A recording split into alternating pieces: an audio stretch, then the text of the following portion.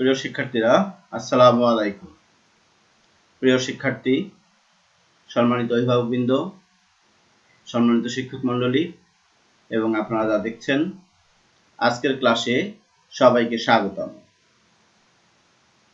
বরাবরের মতোই আমি AR মোহাম্মদ মেহেদী মাসুম চৌধুরী, সহকারী শিক্ষক, দিনাজপুর সরকারি বালিকা উচ্চ বিদ্যালয়, দিনাজপুর, নবম এবং দশম শ্রেণীর শিক্ষার্থীদের জন্য পদার্থবিজ্ঞান নিয়ে আলোচনা করব। প্রিয় শিক্ষার্থীরা, আমাদের চতুর্থ অধ্যায়ের কাজ, ক্ষমতা এবং শক্তি আলোচনা চলছিল। গত ক্লাসে আমরা বিভব শক্তি এবং গতিশক্তি নিয়ে আলোচনা করেছি এবং শক্তির নিত্যতার সূত্র দেখেছি। গতদিন আমরা শক্তির নিত্যতার সূত্র দেখেছি পড়ন্ত বস্তুর ক্ষেত্রে। আমি আজকের ক্লাসটি নেওয়ার ক্ষেত্রে কৃতজ্ঞতা জানাচ্ছি দেবদাস কর্মকার স্যার, সিনিয়র সহকারী শিক্ষক, নিউ মডেল মহবুবী উচ্চ বিদ্যালয়, রাসেল স্কয়ার, শুক্রবাদ। তার কিছু কিছু কন্টেন্টের কিছু ছবি এই ক্লাসটি নেওয়ার জন্য ব্যবহার করেছি। তো প্রিয় শিক্ষার্থী, লক্ষ্য করো, এখানে একটি পেন্ডুলাম আরেকটি পেন্ডুলামকে আঘাত করছে। এখানে কিন্তু বরাবরই বিভব শক্তি গতিশক্তিতে ট্রান্সফার হচ্ছে এবং গতিশক্তি বিভব শক্তিতে ট্রান্সফার হচ্ছে। এটাই আমাদের শক্তির নিত্যতার সূত্র। ঠিক আছে, আমরা এই শক্তির নিত্যতার সূত্র একটি পরীক্ষার মাধ্যমে পেন্ডুলামের মাধ্যমে একটু দেখি। লক্ষ্য করে দেখো, এই পেন্ডুলামটি অবিরাম ঘুরছে, তাই না?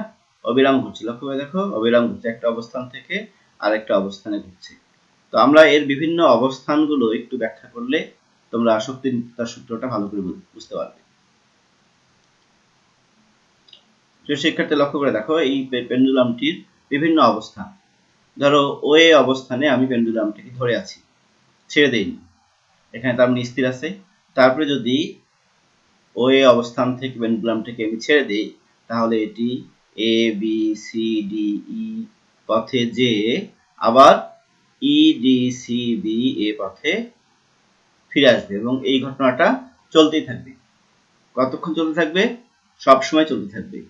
তার আগে একটু বিষয়টা বুঝতে হবে যে আমাদের এটি একটি ইউনিভার্সাল অবস্থার মধ্যে আছে বুঝতে হবে, অর্থাৎ বায়ুশূন্য স্থানে আছে এটা বুঝতে হবে। বায়ুশূন্য অবস্থান যদি থাকে তাহলে পেন্ডুলামটি কিন্তু বরাবরই এ থেকে ইতে এবং ই থেকে এর দিকে বরাবরই চলতে থাকবে। তো আমরা একটু দেখি পেন্ডুলামের ক্ষেত্রে কিভাবে শক্তির নিত্যতার সূত্র কাজ করে। এ এবং ই বিন্দুতে অবস্থানটা কিন্তু একই, এখানে ছেড়ে দেওয়া হয়েছিল, আবার এখানে যে ই বিন্দুতে যে আবার ই বিন্দু থেকে কিন্তু ফেরত আসবে, অর্থাৎ এ এবং ই বিন্দুর অবস্থান একই। এ এবং ই বিন্দুতে কি হয়, এখানে বিভব শক্তিটা সর্বোচ্চ অবস্থায় থাকবে, কারণ হলো এখানে ধরে রাখা আছে গতিশক্তি 0। গতিশক্তি 0 হওয়ার কারণে বিভব শক্তি সর্বোচ্চ। এম হলো ববটির ভর, জি হলো অভিকর্ষ ত্বরণ এবং এইচ হলো ভূপৃষ্ঠ থেকে এর উচ্চতা। তাহলে এখানে বিভব শক্তি কত, গতিশক্তি কত? এখানে গতিশক্তি 0, কারণ এখানে ভি এর মান 0, বেগ 0 থাকার কারণে গতিশক্তি 0। তাহলে এখানে মোট শক্তির পরিমাণ কি হবে? বিভব শক্তি এবং গতিশক্তির সমষ্টি হবে। তাহলে মোট শক্তি হবে বিভব শক্তি এবং গতিশক্তির সমষ্টি, মানে mgh + 0 mgh। ঠিক আছে, একইভাবে বি এবং ডি বিন্দুতে আমরা যদি ক্যালকুলেশন করি তাহলে আমরা দেখতে পারবো যে বিভব শক্তি এবং গতিশক্তির সমষ্টি মোট শক্তি একই থাকবে, অর্থাৎ এই যে mgh যে পেলাম আমরা এখানে কিন্তু, কারণ এখান থেকে যখন এর থেকে বস্তুটিকে রিলিজ করা হচ্ছে তখন কিন্তু এই আস্তে আস্তে বিভব শক্তি হারাচ্ছে এবং গতিশক্তি প্রাপ্ত হচ্ছে, বিভব শক্তি হারাচ্ছে, গতিশক্তি প্রাপ্ত হচ্ছে, বিভব শক্তি হারাচ্ছে, গতিশক্তি প্রাপ্ত হচ্ছে। অতএব এ থেকে সি বিন্দুর মধ্যে যতই এ বিন্দু থেকে সি বিন্দুর দিকে আসতে থাকবে ততই কিন্তু এটি বিভব শক্তি হারাবে এবং গতিশক্তি প্রাপ্ত হবে। এবং সি বিন্দুতে এসে এটি কিন্তু বিভব শক্তি 0 হয়ে যাবে। বিভব শক্তি 0 হয়ে যায়, সমস্ত শক্তি গতিশক্তিতে রূপান্তর হবে। তাহলে সি বিন্দুতে আমাদের কি বিভব শক্তি 0 এবং গতিশক্তি হয়ে যাবে সর্বোচ্চ। তাহলে মোট শক্তির পরিমাণ আবার ওই mgh আসবে, মোট শক্তির পরিমাণ mgh আসবে। এটি যখন সি থেকে ডিতে যাবে, সি থেকে ই পর্যন্ত কিন্তু গতিশক্তি আবার আস্তে আস্তে বিভব শক্তির দিকে কনভার্ট হতে থাকবে। এখানে সর্বোচ্চ গতিশক্তি গতিশক্তিটা আস্তে আস্তে বিভব শক্তির দিকে কনভার্ট হতে থাকবে এবং ইতে এসে বস্তুটি কিন্তু গতিশক্তি শূন্য হয়ে যাবে আর বিভব শক্তি সর্বোচ্চ হয়ে যাবে। আবার এটি ই থেকে যখন ডি তে আসবে বিভব শক্তি হারাবে, গতিশক্তি প্রাপ্ত হবে। ডি থেকে যখন সি তে আসবে আরো বিভব শক্তি হারাবে, গতিশক্তি প্রাপ্ত হবে এবং এক পর্যায়ে সি তে সর্বোচ্চ গতিশক্তি। একইভাবে সি থেকে যখন বি তে যাবে তখন গতিশক্তি হারাবে, বিভব শক্তি অর্জন করবে, গতিশক্তি হারাবে, বিভব শক্তি অর্জন করবে। একইভাবে যখন এ তে পৌঁছে যাবে তখন কিন্তু বিভব শক্তি সর্বোচ্চ হয়ে যাবে আর গতিশক্তি শূন্য হয়ে যাবে। তাহলে প্রিয় শিক্ষার্থীরা, এই পেন্ডুলামের যে ঘূর্ণন এ থেকে ই তে আবার ই থেকে এ তে আসতে, তাহলে আমাদের এই ববটির সর্বোচ্চ বেগ কোথায় থাকবে? নিশ্চয়ই বুঝতে পারছো সর্বোচ্চ বেগ কোথায় থাকবে? সর্বোচ্চ বেগ থাকবে সি তে। সর্বোচ্চ বেগ যদি সি থাকে তাহলে সি তে এর মান কত হবে? চলো আমরা একটু ক্যালকুলেশন করে দেখি। তো ক্যালকুলেশন করার জন্য আমি ধরে নিলাম যে এই সুতা এবং এর ব্যাসার্ধ পর্যন্তের দৈর্ঘ্যটা হলো 4 মিটার এবং এই ববটির ভর হলো 400 গ্রাম এবং এর সর্বোচ্চ যে অবস্থান সেই সর্বোচ্চ অবস্থানে এ 45 ডিগ্রি কোণে ঝুলন্ত বিন্দুর সঙ্গে যে অক্ষ আছে তার সঙ্গে 45 ডিগ্রি কোণ উৎপন্ন করেছে এবং আমি ধরে নিলাম সর্বোচ্চ অবস্থায় এটির ভূমি থেকে উচ্চতা হলো h। তাহলে আমাদের এই এইচটা নির্ণয় করা খুব প্রয়োজন, কারণ আমরা জানি যে বিভব শক্তি এই বিন্দুতে বিভব শক্তি সর্বোচ্চ আর বিভব শক্তি হলো mgh। m তো আমরা জানি, g তো অভিকর্ষ ত্বরণের মান, এইচটা আমার দরকার। এই এইচটা মানে বের করার জন্য আমাকে একটু ত্রিকোণমিতির সাহায্য নিতে হবে। আমি এটা যদি টান দিই তাহলে এটা কি লম্ব, এটা 90 ডিগ্রি, তাহলে এটা একটি সমকোণী ত্রিভুজ। সমকোণী ত্রিভুজের ক্ষেত্রে sin θ = লম্ব বাই অতিভুজ। তাহলে এখানে sin θ 45 ডিগ্রি, লম্ব x আর অতিভুজ এটা হলো অতিভুজ। এই দৈর্ঘ্যটা যেহেতু আমরা 4 মিটার বলেছি তাহলে এটা 4। এখান থেকে ক্যালকুলেশন করলে x এর মান আসবে 2.83 মিটার প্রায়। তাহলে এটা যদি 2.83 মিটার প্রায় হয় তাহলে এটা কত? মনে আছে নিশ্চয়ই, এখান থেকে এটা দৈর্ঘ্য কত? 4 মিটার। তাহলে 4 মিটার থেকে x মিটারটা যদি বাদ দিয়ে দেই তাহলে কিন্তু আমরা h এর পরিমাণ পেয়ে যাব। তাহলে আমরা h এর পরিমাণ পেলাম 1.17 মিটার প্রায়। আচ্ছা, এখন তাহলে নিশ্চয়ই আমরা এই বিন্দুতে বিভব শক্তি সহজেই ক্যালকুলেশন করতে পারবো। বিভব শক্তি এই বিন্দুতে কত হবে? mgh, m হলো 400 গ্রাম। আমরা জানি যে কোনো গণিত সমস্যা সমাধান করার জন্য আমাদের এককগুলোকে সবসময় SI এককে নিয়ে আসতে হয়। তাহলে 400 গ্রামকে আমরা SI এককে নিয়ে আসলাম 0.4 কেজি। মহাকর্ষীয় ধ্রুবকের মান কত? 9.8 আর h আমাদের ছিল 1.17 মিটার প্রায়। তো সেখান থেকে আমরা পেলাম যে এই অবস্থানে বিভব শক্তির মান হলো mgh। আর আমরা জানি যে mgh অর্থাৎ এই জায়গায় বিভব শক্তি সর্বোচ্চ, গতিশক্তি কত? গতিশক্তি কিন্তু 0। বিভব শক্তি যদি সর্বোচ্চ হয়, গতিশক্তি যদি 0 হয় তাহলে টোটাল শক্তিটা কত? টোটাল শক্তি বিভব শক্তি অর্থাৎ 4.59 জুল, এটি আমাদের কিন্তু টোটাল শক্তি। আচ্ছা, তাহলে এখন এই জায়গার কথা চিন্তা করি, তাহলে এখানে গতিশক্তি কত হবে? Half mv²। আমি এর আগে বললাম যে এইখানে বিভব শক্তি সর্বোচ্চ, এ থেকে বি তে যখন আসবে তখন আস্তে আস্তে এটি বিভব শক্তি হারাবে, গতি শক্তি অর্জন করবে এবং বি অবস্থানে বিভব শক্তির পরিমাণ থাকবে 0 আর গতিশক্তির পরিমাণ থাকবে সর্বোচ্চ। তো গতিশক্তির পরিমাণ যদি সর্বোচ্চ হয় তাহলে গতিশক্তি কত? Half mv²। তাহলে এখানে গতিশক্তি 4.59, কারণ সর্বোচ্চ সব শক্তি এখানে গতিশক্তি রূপান্তর হয়েছে। হাফ m হলো বস্তুটির ভর v²। এখান থেকে যদি আমরা ক্যালকুলেশন করি তাহলে আমরা দেখতে পারবো 4.79 মিটার পার সেকেন্ড হলো এই অবস্থানে অর্থাৎ বি অবস্থানে বস্তুটির বেগ। বুঝতে পেরেছো আশা করি। তাহলে এই ধরনের যে কোনো সমস্যার সমাধান আমরা করতে পারবো ইনশাআল্লাহ। ওকে, ধন্যবাদ।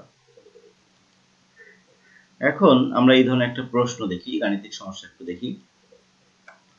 এটা হলো পড়ন্ত বস্তুর ক্ষেত্রে এই একটা বস্তু 5 কেজি ভরের বস্তু, এটা ভূপৃষ্ঠ থেকে 50 মিটার উপরে উঠিয়ে রাখা আছে, ঠিক আছে।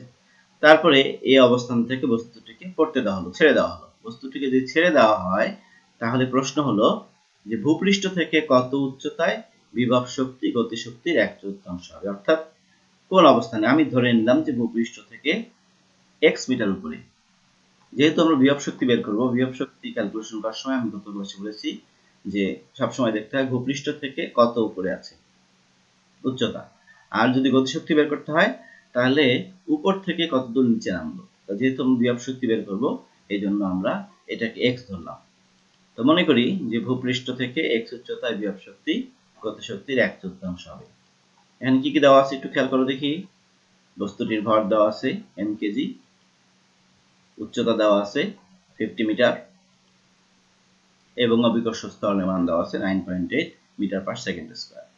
তাহলে আমরা কি বের করব? আমরা বের করব হলো x, দূরত্বটা ভূপৃষ্ঠ থেকে কত উপরে। তাহলে আমরা জানি যে এ বিন্দুতে এখানে সমস্ত শক্তিটি বিভব শক্তি হিসেবে সঞ্চিত আছে। তাহলে এখানকার যদি আমরা বিভব শক্তিটা বের করতে পারি তাহলে এখানকার টোটাল গতিশক্তি এবং বিভব শক্তির পরিমাণ এটাই থাকবে। তাহলে এ বিন্দুতে বিভব শক্তি বা মোট শক্তি, ভরের মান 5 কেজি, জি হলো 9.8 মিটার পার সেকেন্ড স্কয়ার এবং উচ্চতা হলো 50 মিটার। তাহলে আমরা যদি বসিয়ে দেই মানগুলো তাহলে আসতেছে আমাদের 2450 জুল, অর্থাৎ মোট শক্তি হলো 2450 জুল। এখন একটু খেয়াল করে দেখো প্রশ্নটার দিকে যে কত উচ্চতায় বিভব শক্তি গতিশক্তির 4 ভাগের 1 ভাগ হবে, 1/4 হবে। তার মানে গতিশক্তি আছে 4 ভাগ আর বিভব শক্তি আছে 1 ভাগ। মোট কয় ভাগ? মোট হলো 5 ভাগ। গতিশক্তি 4 ভাগ, তার 1 ভাগ হলো বিভব শক্তি, মানে মোট এটাকে 5 ভাগে ভাগ করতে পারি। 5 ভাগের 1টা ভাগ হলো বিভব শক্তি আর 4টা ভাগ হলো গতিশক্তি। তাহলে মোট শক্তি কত? 2450। এটাকে যদি 5 দিয়ে ভাগ করি তাহলে আমরা বিভব শক্তির পরিমাণটা পেয়ে যাব।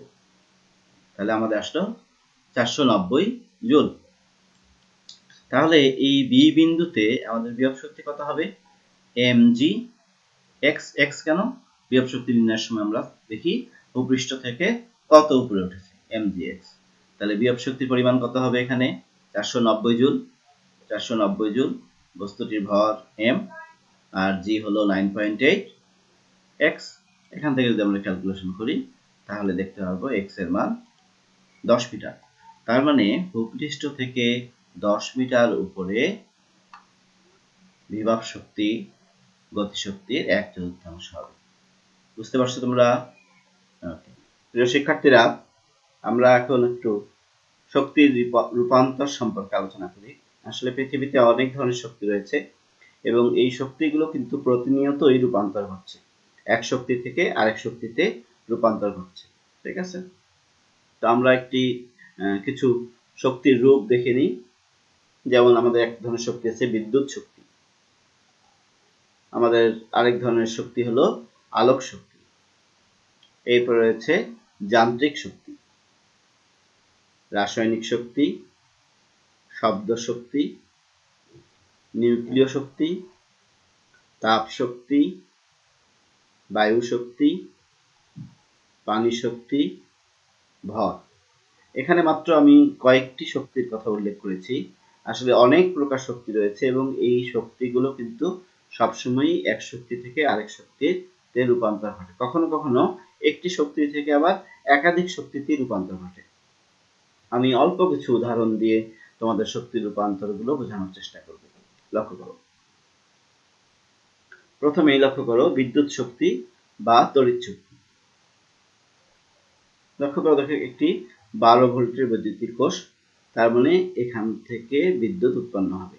এই বিদ্যুৎটা অন্য কোনো কাজে, যে কোনো কাজে ব্যবহার করা যাবে। লক্ষ্য করছো, এই বিদ্যুৎ প্রবাহের ফলে কিন্তু এখানে একটা চৌম্বক শক্তি তৈরি হচ্ছে, তাই না? চৌম্বক শক্তি তৈরিটা ফলে বেল বাজতে সাহায্য করছে। তোমরা এটাকে নিশ্চয়ই চিনতে পেরেছো, এটা আমাদের কলিং বেল। তাহলে এখানে কোন শক্তি থেকে কোন শক্তিতে রূপান্তর হচ্ছে? দেখো, তড়িৎ চুম্বকে তড়িৎ শক্তি চুম্বক শক্তিতে রূপান্তর হচ্ছে, অর্থাৎ এখানকার যে তড়িৎটি এটি চৌম্বক শক্তিতে রূপান্তর করছে, আর চৌম্বক শক্তিটা আবার দেখো এখানে আরো অনেক শক্তি আছে, চৌম্বক শক্তিটা আবার শব্দ শক্তিতে রূপান্তর করছে। ঠিক আছে, তাহলে বিদ্যুৎ শক্তি থেকে চৌম্বক শক্তি, চৌম্বক শক্তি থেকে শব্দ শক্তিতে রূপান্তর হচ্ছে। আবার দেখো বিদ্যুৎ শক্তি বা তড়িৎ শক্তি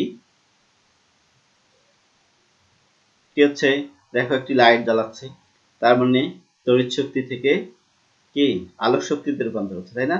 আবার একটি মেশিনের সঙ্গে এর সঙ্গে যুক্ত করে দিয়েছি, মোটরের সঙ্গে যুক্ত করে দিয়েছি, মোটরটা চলছে, মোটরটা কোন শক্তিতে রূপান্তর হচ্ছে, যান্ত্রিক শক্তি। তাহলে এখানে আবার বিদ্যুৎ শক্তি থেকে বা তড়িৎ শক্তি থেকে কি হচ্ছে, আলোক শক্তিতে পরিণত হচ্ছে এবং যান্ত্রিক শক্তিতে পরিণত হচ্ছে। আমি প্রথমেই বলেছি যে একটি শক্তি থেকে কিন্তু অনেক ধরনের শক্তি রূপান্তর করতে পারে, অথবা একটা শক্তি থেকে আরেকটা শক্তি থেকে অন্য শক্তিতে রূপান্তর করতে পারে।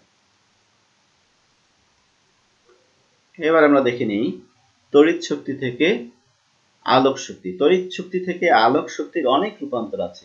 আমি ছোট্ট কয়েকটা উদাহরণ দেখাচ্ছি।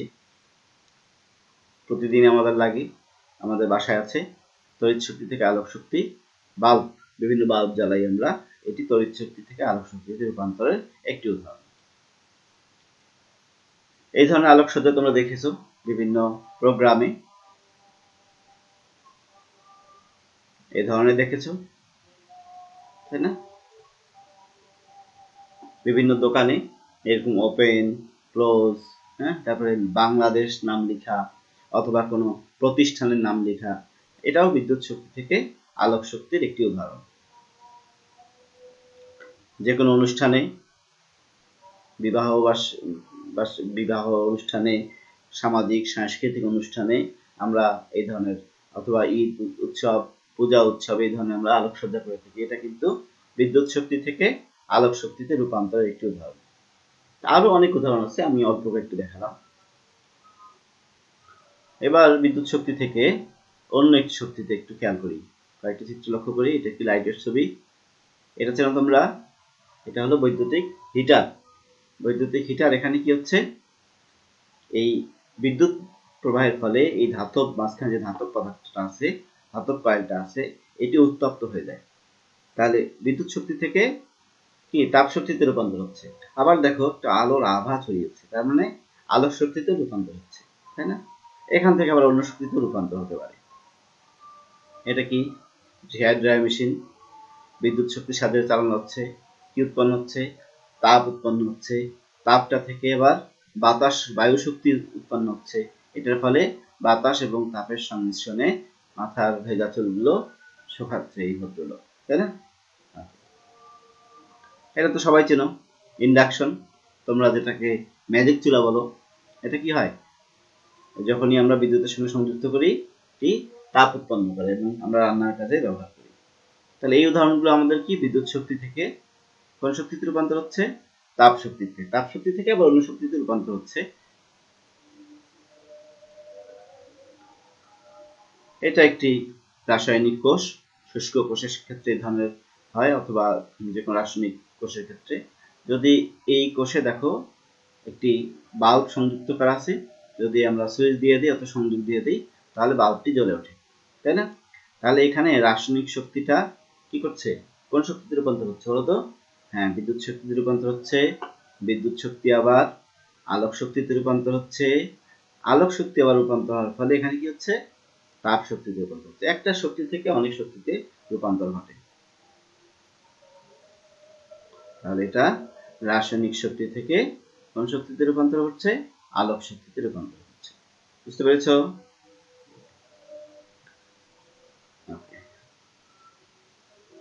রাসায়নিক শক্তির আরো উদাহরণ দেখি।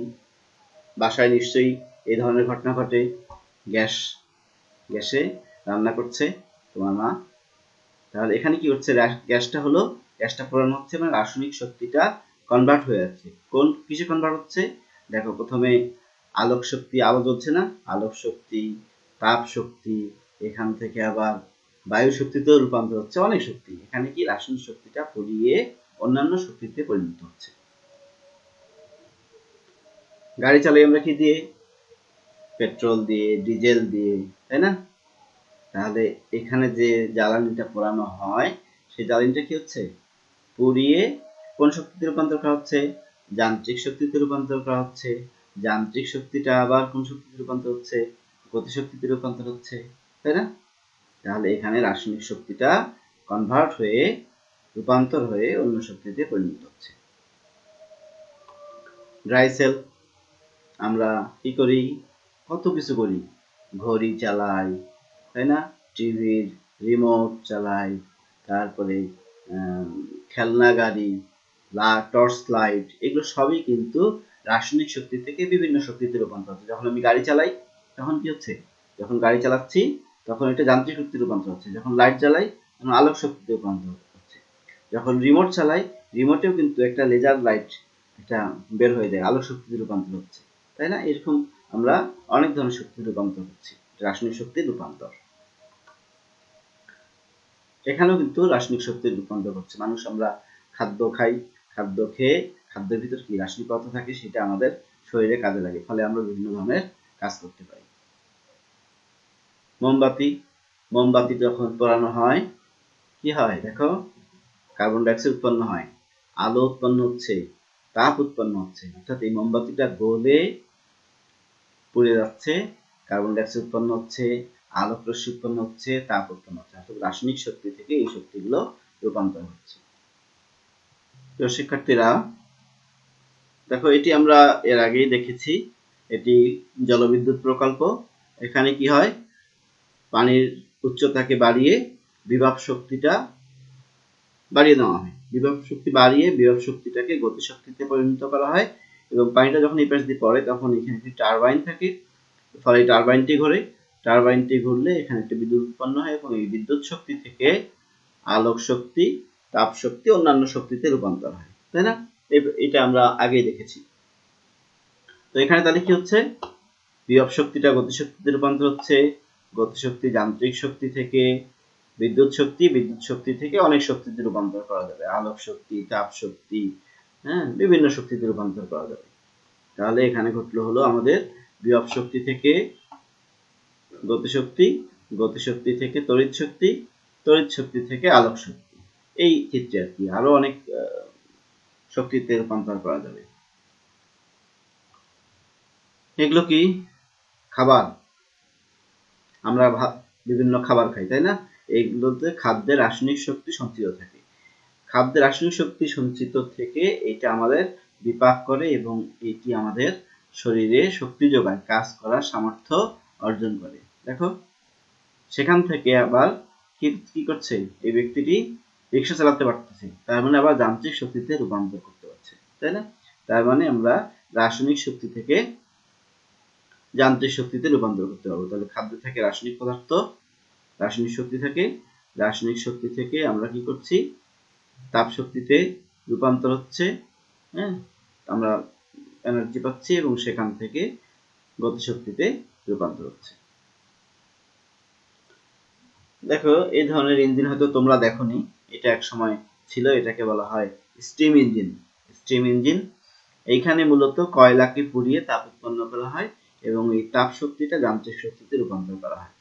তাহলে দেখো এখানে শক্তি রূপান্তর কিভাবে করছে, কয়লায় রাসায়নিক শক্তি সঞ্চিত থাকে, আর রাসায়নিক শক্তিটা পোড়ানোর ফলে কি হচ্ছে, রাসায়নিক শক্তিটা তাপ শক্তিতে রূপান্তর হচ্ছে, তাপ শক্তির ফলে এটি যান্ত্রিক শক্তিতে রূপান্তর হচ্ছে। ওখানে যে পানিটা থাকে সেই পানিটা বাষ্প হয়, সেই বাষ্পটা যান্ত্রিক শক্তিতে রূপান্তর হয়। এখানে অনেক কটা কনভার্ট হচ্ছে, রাসায়নিক শক্তি, রাসায়নিক শক্তি থেকে তাপ শক্তি, তাপ শক্তি থেকে বাষ্প শক্তি, বাষ্প শক্তি থেকে যান্ত্রিক শক্তি। এরকম কিন্তু একটি শক্তি থেকে কিন্তু অন্যান্য বিভিন্ন শক্তিতে রূপান্তর ঘটে। তাহলে আমরা এখানে লক্ষ্য করলাম তাপ শক্তি থেকে যান্ত্রিক শক্তি, যান্ত্রিক শক্তি থেকে আবার এটি গতিশক্তি প্রাপ্ত হয়েছে। চেনো এটা তোমরা, পারমাণবিক চুল্লি আমাদের বাংলাদেশে কিন্তু এটি তৈরি হচ্ছে, জানো কোথায়, রূপপুর বিদ্যুৎ প্রকল্পে এই পারমাণবিক চুল্লি স্থাপন হচ্ছে, এখান থেকে আমরা বিদ্যুৎ পাবো। এই পারমাণবিক চুল্লি থেকে আমরা তাপ পাবো, তাপ থেকে বিদ্যুৎ শক্তি পাবো, আর বিদ্যুৎ শক্তি পেলে তো বুঝতে পারছো যে কোনো শক্তিতে রূপান্তর করা যাবে। এখানে আমি দেখিয়েছি যে তাপ শক্তি থেকে তড়িৎ শক্তি, তড়িৎ শক্তি থেকে আলোক শক্তি। এটা কি সাউন্ড, মাইক সাউন্ড, শব্দ শক্তি। শব্দ শক্তি মনে করো আমি এখানে টেলিফোনে কথা বলছি, অন্য জায়গায় অন্য জেলায় কেউ শুনতে পাচ্ছে, অথবা বিদেশে কোনো জায়গায় শুনতে পাচ্ছে, তাহলে শব্দটা কি সরাসরি ওখানে যায় না, শব্দটা কিন্তু বিদ্যুৎ চুম্বকীয় তরঙ্গ আকারে যায়। তাহলে শব্দ শক্তিটা আগে বিদ্যুৎ চুম্বকীয় তরঙ্গে কনভার্ট হয়ে যাচ্ছে, আবার ওইখানে আবার এই বিদ্যুৎ চুম্বকীয় তরঙ্গটা আবার কনভার্ট হয়ে শব্দ শক্তিতে রূপান্তর হচ্ছে। বুঝতে পেরেছো? তাহলে এটি কি শব্দ শক্তি থেকে কোন শক্তি, তাড়িত চুম্বক শক্তি বা তাড়িত তড়িৎ শক্তি, সেটা হলো সেখান থেকে আবার শব্দ শক্তি। এরকম বিভিন্ন শক্তিতে কিন্তু এক শক্তি থেকে অন্য শক্তিতে রূপান্তর হবে। কিছুক্ষণ আগে যেটা বলেছি পারমাণবিক চুল্লি থেকে নিউক্লিয় শক্তির মাধ্যমে তাপ শক্তি উৎপন্ন হয়, তাপ শক্তি থেকে বিদ্যুৎ শক্তি উৎপন্ন হয়, আর বিদ্যুৎ শক্তি উৎপন্ন হলে অনেক কিছুই করা সম্ভব। লক্ষ্য করে দেখো একটু,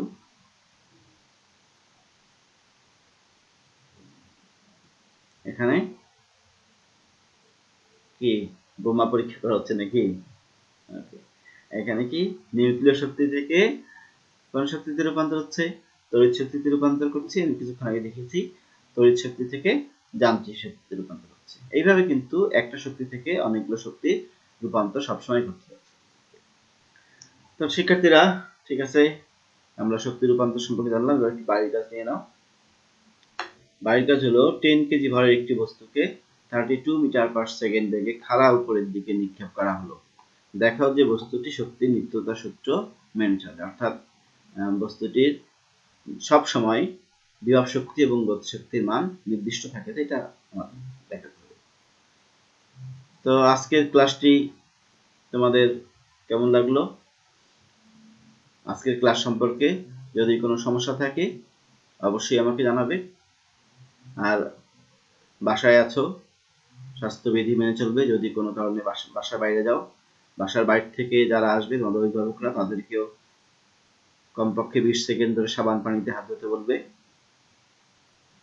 বাইরে গেলে নিরাপদ দূরত্ব বজায় রাখতে বলবে। তোমরা প্রয়োজন ছাড়া বাইরে যাবেই না, আর পড়াশোনা চালিয়ে যাবে।